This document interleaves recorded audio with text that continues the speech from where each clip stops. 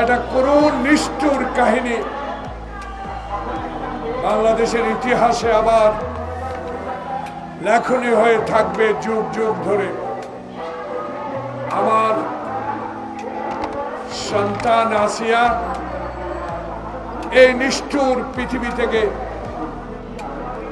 কয়েকজন জালেম অমানুষের হাতে নির্যাতিত হয়ে পৃথিবী থেকে বিদায় নিয়েছেন। হে আল্লাহ, তুমি এই ক্ষুদ্র বাচ্চাটিকে জন্ম দিয়েছিল, 80 থেকে 100 বছরে বাঁচবে, পৃথিবী দেখবে, পৃথিবীর ইতিহাস দেখবে,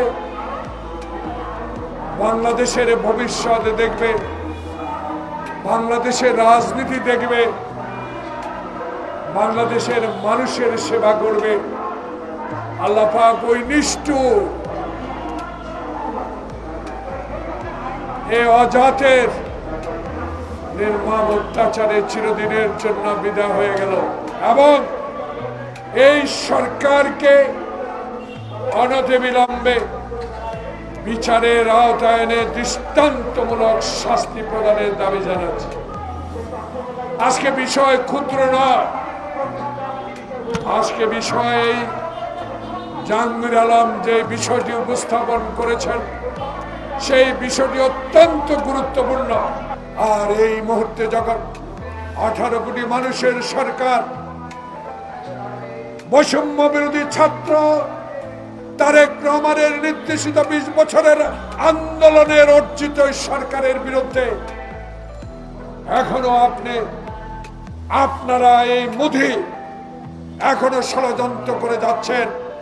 এই ষড়যন্ত্র কিন্তু আমরা বহু সহ্য করেছি।